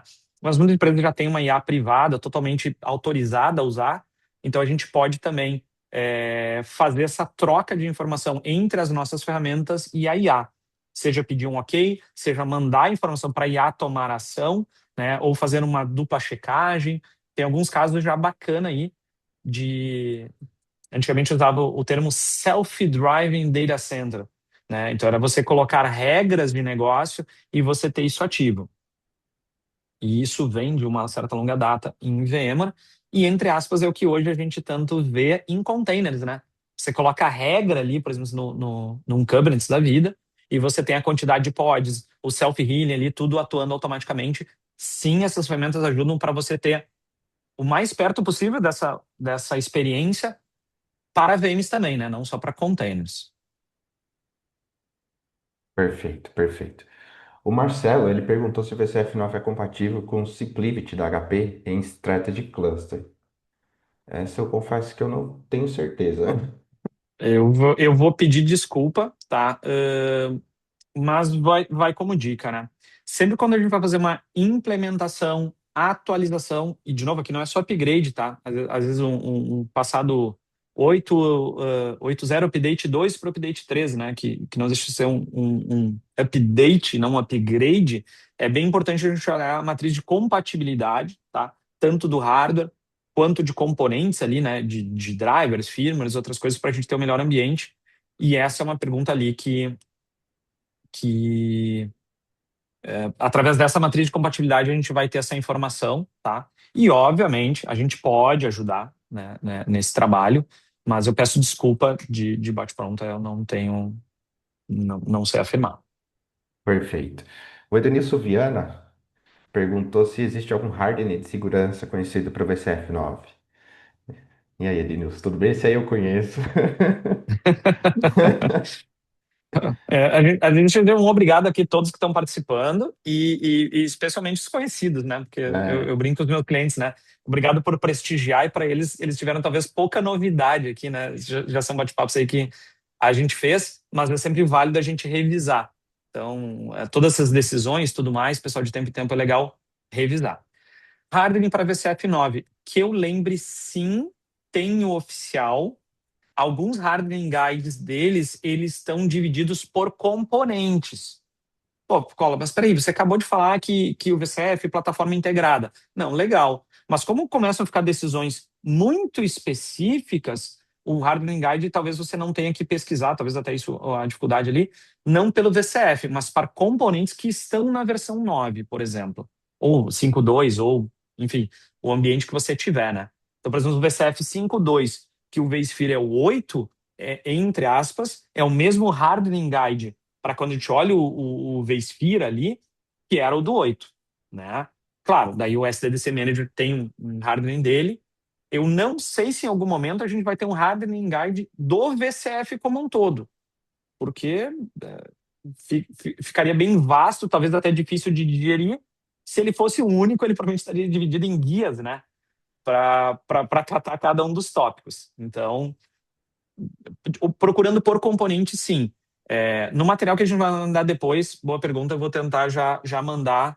Já era minha intenção tentar mandar de alguns dos componentes ali, então, para ter essa visão do VCF. Boa pergunta. perfeito. O Edenilson perguntou também, ainda falando sobre a parte de hardening, se tinha algum script e tudo mais. Tem alguns scripts sim, Edenilson, depois eu posso até conversar com você sobre isso. Para todo mundo que está participando do webinar também, a gente pode mandar no e-mail depois para todos os participantes, mas é como o Cola falou, né? São por componentes, inclusive falando de script, alguns são os mesmos que nós utilizamos atualmente no Vistir 8, mas existe, tá bom?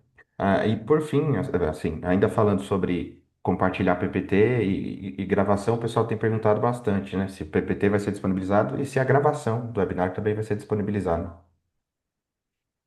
A princípio, sim. De novo, pessoal, esse aqui é o primeiro webinar que a gente está fazendo em português, tá? Então, o que que acontece? É a nossa intenção disponibilizar, a gente já pediu autorização, até por isso que a gente fez nesse formato aqui,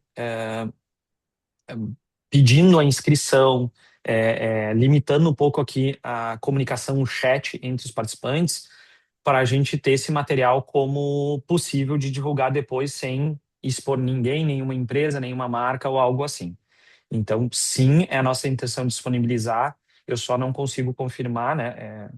80, 90% que sim, eu só não consigo dizer quando, né? E qual canal, mas está na minha lista que eu já pedi essa autorização, quero fazer, mas, de novo, na pior das hipóteses, se a gente não conseguir, nossa equipe fica disponível, seja para mandar o PPT, seja para a gente tentar fazer um bate-papo, tentar passar esse conteúdo de novo. Mas queremos que fique disponível, sim. Perfeito. Muita gente aqui gostou muito do assunto relacionado ao VxRail e alguns sugeriram Uhum. até uma apresentação específica sobre esse assunto e alguns também gostariam de conversar muito sobre isso. Então, Uhum. pessoal, vocês vão receber aquela pesquisa, o survey que o Cola mencionou, e lá tem alguns campos que são abertos. Você pode escrever o que você quiser. Então, por favor, escrevam lá que vocês gostariam de mais detalhes com relação ao VxRay e tudo mais. A gente vai entrar em contato e, obviamente, elaborar um material específico relacionado a VxRay, tá bom? Eu acho que é realmente um assunto bem interessante e com certeza tem material para a gente discutir esse assunto. Ah, o Rodrigo, ele fez uma pergunta bem interessante aqui. Eu vou ler a pergunta na íntegra, tá? Hoje a maior parte do Uhum. nosso parque é licenciado com VVF. Vi que o Operations está no VVF, mas o Automation não. Hoje não usamos nenhum dos dois. O que o Automation traz de funcionalidades adicionais em relação ao Operations? O portal de Uhum. self-service para deployment de VMs é entregue dentro do VVF? Aqui está uma boa pergunta, né? Eu foquei aqui hoje, confesso que no VCF, né, o nosso produto um pouco mais complexo, mais completo, não complexo. E esse portal é justamente o Automation, tá? Então, o que que acontece? Quando a gente fala da experiência de nuvem, né, o meu cliente poder se autosservir, é, ter rápido acesso a um deploy, time to market e algumas palavras bonitas aí que o pessoal gosta de usar, ele é no Automation. O Automation é um produto bem completo para que você faça esse portal de provisionamento. Então, seu cliente vai ter um catálogo de VMs, né, de ofertas. Pode ser VM, pode ser uma oferta até para criar um CNAME, load balancer, para interagir com todos os componentes da sua infraestrutura. O portal de autosserviço, o seu cliente ter de uma maneira traduzida, simplificado o consumo, é o automation. Tá? O operations, se você não está usando, espero ter mostrado algumas coisas legais. E se não, eu te incentivaria muito a começar a usar ele. Talvez através do Hands-on Labs seja uma ótima oportunidade. Você ir lá, escolher um Hands-on Labs focado no Operations, tá?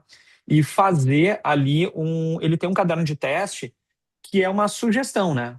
Então hoje vamos ver como a gente cria um dashboard, como é que a gente faz isso, como é que a gente faz aquilo, como é que a gente extrai tal informação. Então é muito legal para você pegar um pouco de tato na ferramenta e entender qual a aplicabilidade dela na sua empresa, tá? Da mesma forma, no Hands-on Labs está disponível, por exemplo, esse mesmo, né, no mesmo formato, o do VCF Automation, tá? Então você pode ali na prática olhar o que seria esse portal, como ele funciona, como ele interage e tentar ver ali como ele agrega. De novo, algumas empresas têm a versão mais simples dos produtos, tá?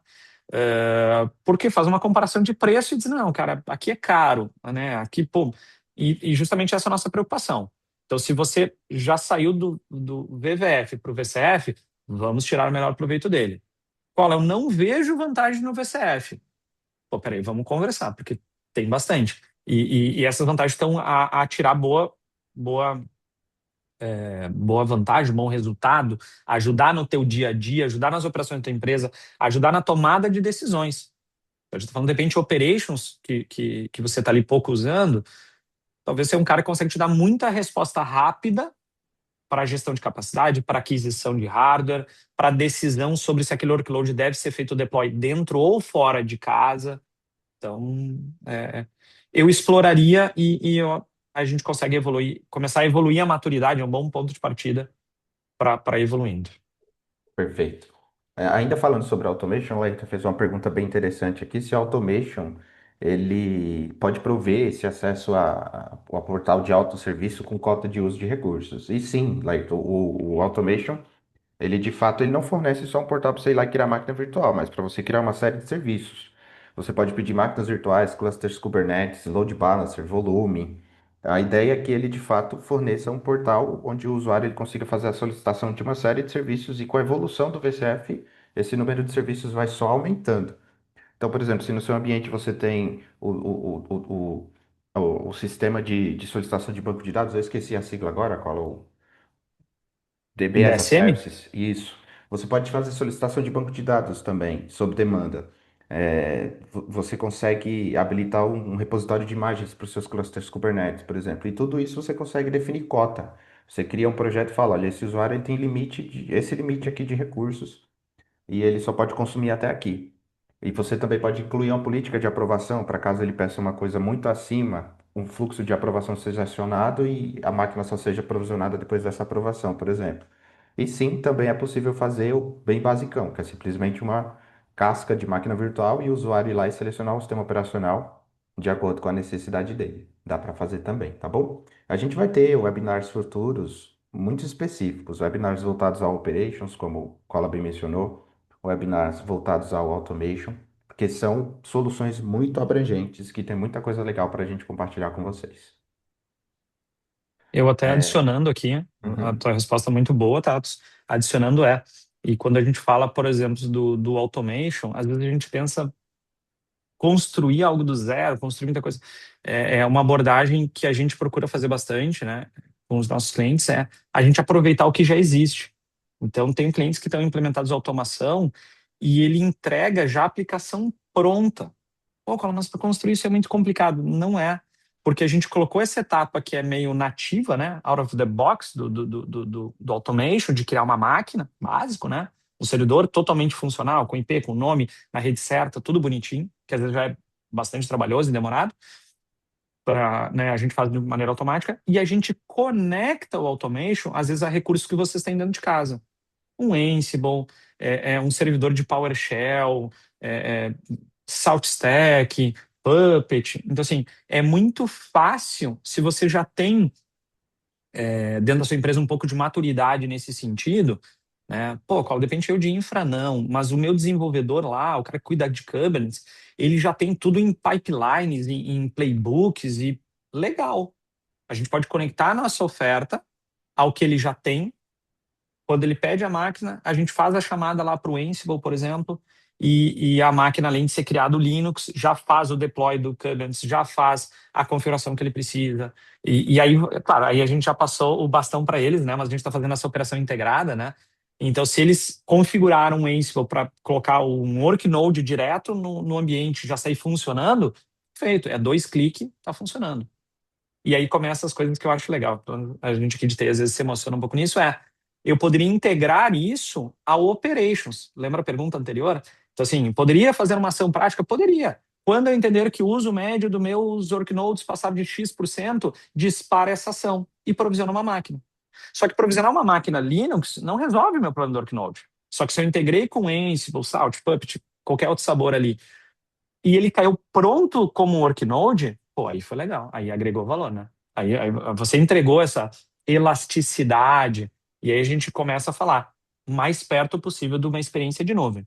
Self-Drive Data Center a gente consegue atingir. E eu não estou falando de coisas utópicas, né? Eu estou falando aqui de coisas práticas, coisas que já têm clientes implementados, são casos reais, né? Vamos dizer assim. perfeito, perfeito. O Rodrigo Neri comentou aqui, ainda sobre os alertas, eles funcionam nas versões anteriores do Aria Operations? Eles são enviados em que formato? Podem ser consumidos por web services? Até onde eu me recordo, o Operations ele já inclusive tem algumas ações nativas que você consegue fazer com que ele execute determinadas tarefas a partir dele mesmo. E, obviamente, você consegue integrar ele com outras ferramentas, como, por exemplo, o Orchestrator. E aí, chegou no Orchestrator, as possibilidades são infinitas. Você pode usar tanto ações pré-definidas no Orchestrator, quanto criar ações customizadas. E hoje, não só em JavaScript, como também em Python, Node.js e PowerShell. Então, as possibilidades de integrações são bem amplas. Eu não tenho certeza, mas eu acho que sim, eles podem ser consumidos por web services. Essa informação eu vou ter que confirmar para poder passar para você. Eu não sei se a escola tem a pronta entrega aí. Eu entendo que sim, porque a gente tem integração de praticamente todos os produtos componentes, tudo por API, né? Então, sim, minha resposta genericamente seria sim. E uma integração que eu acho bem legal, adicionando a essas que o Atos falou, é a integração, por exemplo, se você fizer integração com o Slack da vida, né? Slack, Rocket Chat, enfim, algum sistema de diário de bordo ou de portal de comunicação entre as empresas, né? Então você pode ter algumas integrações dessas para você fazer o alerta em vários formatos possíveis ou até em paralelo, né? Então você manda o alerta, mas você comunica a sua equipe através do Slack da vida, né? Ou de repente você manda um webhook para um Slack que diz, ó, tal máquina topou o CPU, posso aumentar o CPU dele, você confirma e a ação acontece. Então, que nem o Atos falou, se você colocar essa integração com Orchestrator, a quantidade de coisas que você pode fazer fica gigantesca. E aí a sua criatividade é o É limite. o Que limite. hoje dá para a gente codificar, né? Com inteligência artificial, está cada vez mais fácil a gente produzir alguns códigos, algumas customizações, né? Então, é bem interessante. É um campo bem vasto para ser explorado aí. Show de bola. Maravilha. O Danilo fez uma pergunta bem interessante aqui. Ele perguntou como está a aceitação e o feedback dos clientes quanto à migração para o BCF 9. Como é que eu posso dizer, tá? A aceitação dos meus clientes tem sido muito boa, tá? Alguns clientes meus estavam com licenciamento ainda antigo por contratos muito longos, tá? Que não era o contrato VCF. Então, alguns clientes estão adotando agora por conta disso. Alguns clientes meus tinham um hardware mais antigo, tá? Então, assim, limitadores, né? O que baixa a aceitação. Ou você não está com contrato ativo, né? Não está com essa versão, ou você está com hardware muito antigo que não suporta versões novas. Fora isso, a aceitação dos meus clientes está sendo muito bacana, tá? Para alguns ambientes críticos de produção, tem clientes que, por exemplo, o nosso ponto de chaveamento era agora o 9.1. Eles entendem que quando a ferramenta chega no ponto 1, né? Então, o 8.0, né, sem o update 1, eles não adotavam. Então, para o 9, seguiu a mesma coisa, né? O Major, quando a gente muda do 8 para o 9, eles aguardam ter esse primeiro grande pacote de melhorias e correções para fazer a adoção. Então, a adoção está sendo muito boa. E um ponto legal, pelo menos da minha experiência aqui como TAM, é porque eu procuro, né, nós como TAM em geral, mas falando por mim pelo menos, eu procuro dar esse ponto de visão, né? Que a gente não precisa obrigatoriamente adotar o todo no momento zero para agregar vantagem para nossa empresa. Então, coloca o VCF para rodar, tem bastante componentes, começa a pegar vantagens práticas, reais, para o caso de vocês. Não aquela, não, pô, eu vi que era legal ter tal coisa, mas para minha empresa. Não, não, não, peraí, vamos lá. Que dores minha empresa está tendo hoje? E aí a gente pega aquela ferramenta, aquele componente e customiza ele, ou implementa ele, melhora o uso dele, melhora a maturidade de um processo para entregar através dele e agregar valor. Então, sim, clientes estão aceitando o Bainha VCF. É um produto bastante legal. Às vezes os clientes acham muito complexo. A gente faz uma sessão de deploy e pode ser via o Hands-on Labs. Tem o Holodeck, boa dica, depois vou colocar no material que eu mando para vocês. É um formato de fazer laboratório dentro de casa. Os clientes, quando fazem uma experiência prática, eles veem que desmistifica a ideia de algo muito novo, de algo completamente diferente. É uma experiência diferente, mas legal e simplificado. Perfeito. É, foi feita uma pergunta aqui, ó. Para a subida do VCF, continua a recomendação de uma infra separada para somente rodar os appliances de gerência? Sim, e aí é uma pergunta muito boa, porque o que que acontece? Então tem algo que parece uma grande novidade, mas é algo que já vem de certo tempo, né? Então a gente fala de uma infraestrutura separada, hoje no VCF se chama Management Domain. Então é recomendado, é a melhor prática, lembra? Não é obrigado, mas é a melhor prática, que você tenha um Management Domain separado do seu Workload Domain. Você vai gerenciar tudo isso através da mesma infraestrutura do VCF, do mesmo Operations, Operation for Log, do mesmo Automation. Você vai ter uma visão centralizada dessas ferramentas de administração, mas você vai ter um isolamento, por exemplo, de vCenter, né? Para que você tenha esses componentes de gestão não concorrendo com o recurso, né? Tendo ali uma certa segregação. E até eu vou me intrometer aqui um pouquinho antes. Olhando as perguntas, eu vi que alguém tinha feito uma pergunta de tenants, né? Então, separar esses management domain de workload domain já é uma forma de fazer tenants. E eu posso criar vários workloads domains para ter uma segregação maior, né? Não é obrigado, né? Mas é uma decisão de arquitetura válida. Se eu precisar de segregações de tenants maiores, eu posso ter vários workloads domains. E a boa notícia do VCF antigamente cada vCenter era um mundo totalmente à parte de gestão de patch, de gestão de acesso, de gestão de... complicava um pouco a vida, né? Trazia uma certa complexidade. O VCF, a ideia é a gente ter essa gestão centralizada. Então, a ideia de gestão de patch, atualização de ambiente, upgrade de ambiente é ser muito simplificado. Então, se para mais correta, né, mais segura adoção, eu precisar quebrar em tenants nesses workloads domains, está previsto no VCF, faz todo o sentido do mundo e está no mindset dos nossos desenvolvedores, dos nossos programadores, que isso precisa ser fácil, isso precisa ser simples, isso precisa ser ágil. Então, Perfeito. Ainda falando sobre a questão de segurança, é possível configurar permissões granulares para os usuários que acessam SDDC? A ideia aqui, tá, Cola, dessa pergunta é bloquear o acesso de alguns usuários às APIs para poder exportar as credenciais do ambiente, por exemplo. No VCF 9.1, o Cola pode complementar essa resposta, foram feitos alguns grupos que permitem que você faça uma segregação de acesso de uma forma bem mais granular, tá bom?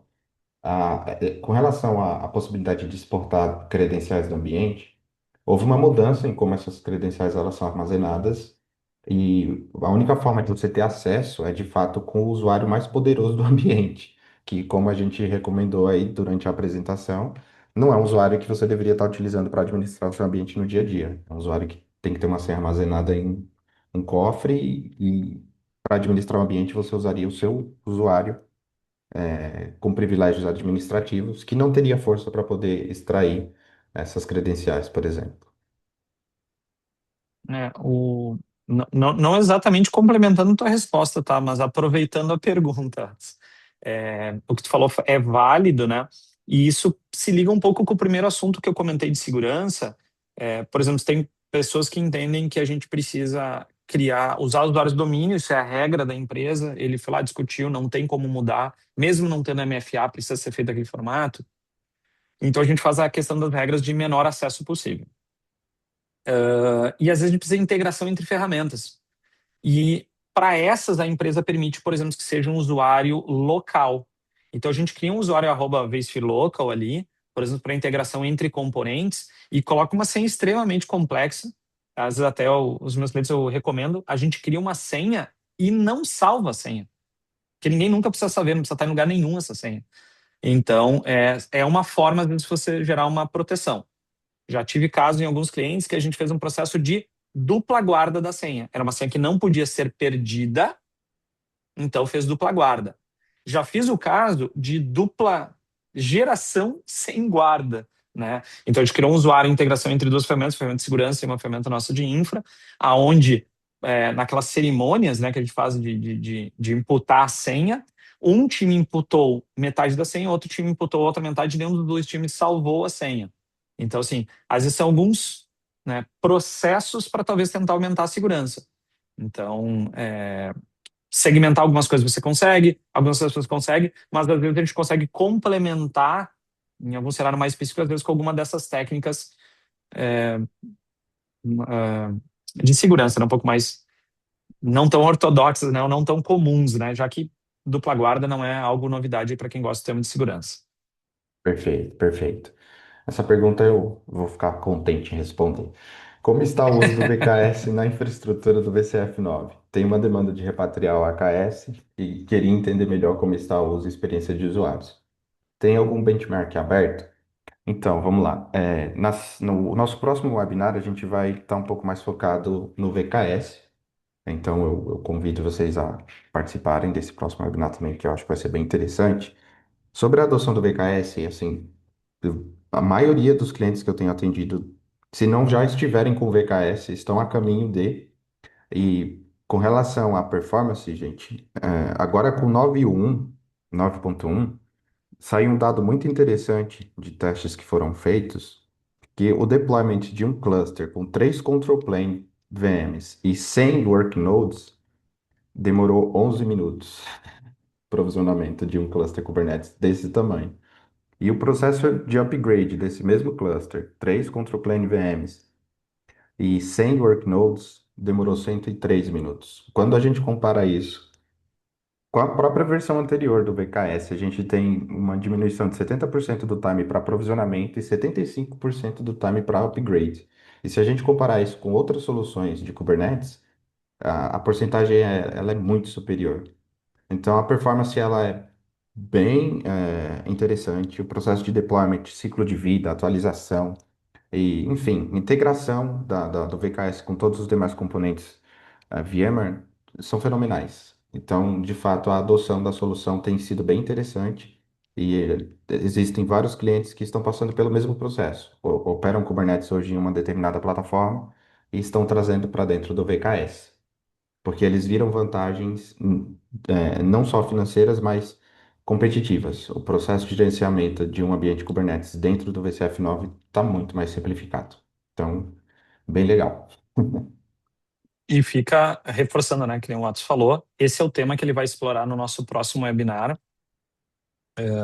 A gente está fechando ali a data ainda, né, dele. A expectativa é que a gente tenha aí um a cada, talvez uns 40, 45 dias, não necessariamente um por mês. Então, fiquem atentos, vocês irão receber e-mail de convite, né? Então, legal que a gente já precisava do segundo tema escolhido, né, para a gente poder ter essa sequência de webinars. O terceiro tema, ele vai ser escolhido por vocês, através desse survey, né, que a gente passou. Mas o próximo legal que a gente já acertou, então, né, Atos? Já foi uma boa escolha. Perfeito. Maravilha. Mais uma pergunta bem interessante aqui, Col. Para o VCF9 em produção, é mais recomendado integrar o LDAP diretamente ou usar um IDP intermediário, como Keycloak, RHBK, via OIDC e SEML? Ah, é uma boa pergunta. Eu tô tentando pensar aqui quais seriam vantagens e prós e contras, tá? Eu tenho alguns clientes que fazem integração através de alguma coisa intermediária porque eles precisam agregar alguma camada de segurança, tá? E aí fica um pouco particular, né? Então, eu tenho clientes que precisam passar através de algum agente desses porque eles precisam fazer gravação de tela quando faz acesso. Então, se você tem alguma dessas demandas, necessidades, alguma coisa assim, eu entendo que sim, tá? Mas se não, então assim, depende do valor agregado que você está procurando, seria essa a minha resposta. Então seria mais uma decisão de arquitetura para a gente ter uma boa discussão. E É, eu, seria eu bacana. também, eu também Desculpa. tenho visto alguns clientes que, quando pretendem utilizar MFA, eles não integram direto ao LDAP, né? Eles preferem integrar alguma ferramenta que a gente chama de Modern Authentication Providers, porque aí Uhum. essas ferramentas já têm integração com outras ferramentas de MFA e aí já fica tudo certo também. Uhum. Perfeito. Deixe-me ver, tem mais uma pergunta bem interessante aqui. Existe um correlato do VCF 5.2 Consolidated Architecture para o VCF 9? Se sim, é possível efetuar a migração de ambientes brownfields? Eu entendo que a resposta é sim, e até não é nenhuma questão de migração, né? A gente pode fazer o upgrade dele, tá? Então você pode, sem precisar reconstruir nada, você pode fazer. Entendo que caso você queira mudar o formato da arquitetura, tá? A gente talvez tenha alguns caminhos, né? Fazer o upgrade e depois fazer alguma migração de workload ali dentro dele, tá? Que deveria ser indolor, tá? Ou a gente pode fazer a criação de um greenfield num novo formato de arquitetura e importar um desses ambientes aí como sendo talvez um dos workload domains, se fizer sentido, tá? Então vejo, não sei se você concorda, mas eu pelo menos vejo mais ou menos dois caminhos, né? Não, perfeito, é isso mesmo. Vamos ver. Uma outra pergunta que fizeram aqui. O licenciamento VVF continuará com VSphere 9 ou existirá só a licença VCF que está dentro da stack VCF 9? Até onde eu tenho informação, tá? Essa parte de mais comercial não é exatamente uma parte que a gente atua, mas a informação que eu não tenho nenhuma informação do VVF deixar de existir. Então eu entendo que até segunda ordem, todas as atualizações que a gente tem vão continuar disponíveis ali, o que, de novo, eu não sou da área comercial, mas o que eu tenho de informação é que o VCF é, obviamente, o nosso carro-chefe. A gente quer entregar essa experiência de novo, a gente precisa do VCF, então explorem isso na hora da compra, da renovação. Alguns casos, o valor dos dois se aproxima bastante, tá? Então, principalmente quando o cliente sinaliza, né? Vamos assim, eu tenho VVF e uso muito básico. Pô, mas a parte de Kubernetes aqui é fantástica, né? Viajando aqui no futuro, né? Então, daqui um mês ali, um mês e pouco, você viu a apresentação do Atlas e disse, perfeito, isso aqui resolve meu problema. Se você comparar a adoção de ferramentas para fazer essa gestão de container, tá? Para você ter um suporte corporativo, você conseguir usar um Kubernetes Upstream com segurança, efetivo ali, né, um design validado, você vai ter um investimento. Então, se você for somando o investimento desses outros componentes, né, o próprio automation, né, que a gente disse antes ali que não estava, mas entrega um portal de autosserviço, né? Quanto eu agilizo para minha empresa por um analista poder, às 3 da madrugada, conseguir criar uma VM para resolver um problema sem precisar acordar 8 outras equipes, né? Em 3 cliques, 5 minutos, uma VM pronta, sem desrespeitar nenhuma regra da empresa, sem bular nenhum processo, sem ter risco de duplicar IP, porque o cara pegou IP só dando um ping ali, porque ele não tem acesso ao IPAN, sem registrando no CMDB, fazendo tudo bonitinho. Então, eu diria assim, a princípio sim terá o VVF por prazo indeterminado, mas todo mundo que está no VVF, ou seja, que vê valor no nosso hypervisor, nosso carro-chefe, que a gente solicite essa nossa ajuda, né? Então, acho que a parte do nosso trabalho aqui, VMware/Broadcom, que a gente ajude o cliente a entender a vantagem do outro licenciamento. Mas acabar, eu acho que não é objetivo. Mas tentar puxar, sim, todo mundo para a experiência de nuvem, com certeza, essa é a nossa intenção. Perfeito. Tem mais duas perguntas aqui que eu acho que são interessantes a gente mencionar. Existe um case de integração da Operations com os Zabbix para automação de abertura de tickets? Até onde eu sei, não do Operations com os Zabbix, mas eu acho que os Zabbix consegue consumir os alertas gerados pelo Operations. E aí, através dele, fazer a abertura dos chamados. E o próprio Operations, ele tem algumas traps e SNPs, né, Cola, que a gente consegue utilizar para poder fazer acionamento em ferramentas de abertura de ticket, por exemplo. Correto. Inclusive, o Operations for Logs, que foi o que eu dei o exemplo ali de alguns cenários, aqueles exemplos seriam exemplos que a gente poderia estar mandando para uns Zabbix da vida para estar alertando um time, né? Então, a resposta é sim, podemos, tanto do Operations quanto do Operations for Logs. Praticamente, Perfeito. até expandiria, praticamente de qualquer componente nosso, né? Só que, Uhum. obviamente, a gente entende que Operations já consolida, né? Então, precisaria que o vCenter mandasse uma trap, porque Operations tem a visão de tudo que acontece no vCenter, né? Ele iria mandar a mesma Então, informação, né? mandaria a mesma informação, exato. Então o NSX poderia mandar? Poderia, mas a informação do NSX em teoria está no Operations.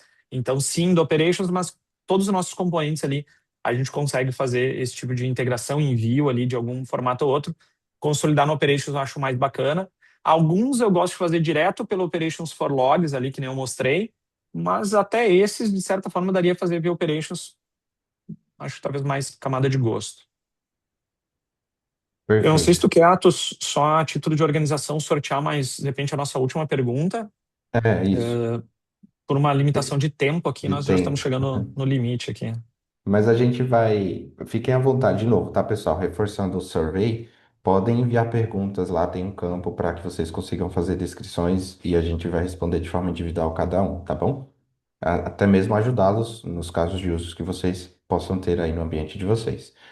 Por fim, uma última pergunta que é interessante, e inclusive a gente vai falar sobre isso também em webinars futuros. A pergunta fala o seguinte: talvez um pouco fora do escopo, mas nos slides dos componentes ainda está separado vDefend, Firewall e ATP. Teve uma mudança para o só vDefend agora? O vDefend agora ele é um add-on, mais voltado para a parte de segurança. A gente também vai falar sobre esse assunto em webinars futuros, mas além de tudo aquilo que já tinha antes, com uma série de outras coisas muito interessantes, muito mais robustas, que, bem como o Collor mencionou no início da apresentação, auxiliam aí na segurança e proteção de um ambiente. Vixe. E, obviamente, com toda a integração das soluções VMware, né? Com Uhum. portais únicos de gerenciamento, enfim, uma série de novidades bem interessantes. Não sei Com se o certeza, Colac um quer tema bem complementar. vasto. Uhum. É Não, bem. até por nossa limitação de tempo, mas é um tema bem vasto, ajuda muito as empresas, agrega muito segurança. E não só o vDefend, a gente tem a parte do AV, que é Load Balancer, mas faz o WAF, né? Web Application Firewall. Então, o tema de segurança é um tema muito importante para a VMware, com certeza. E todos os componentes de programa agregar, mas sim, o vDefend, o AV, eles seriam os carros-chefes. Perfeito. Eu acho que é Então, isso. aproveito, Atos, muito obrigado por essa parceria aqui hoje. Muito obrigado a todos que estiveram presentes aqui com hoje. Espero que tenham gostado do conteúdo. Espero que a gente tenha feito valer o tempo de vocês aqui. E, na medida do possível, seguimos à disposição. Muito obrigado, pessoal. Espero vocês no próximo webinar. Grande abraço. Tenham todos um ótimo dia, uma ótima semana. Tchau, Obrigado, tchau, Atos. pessoal.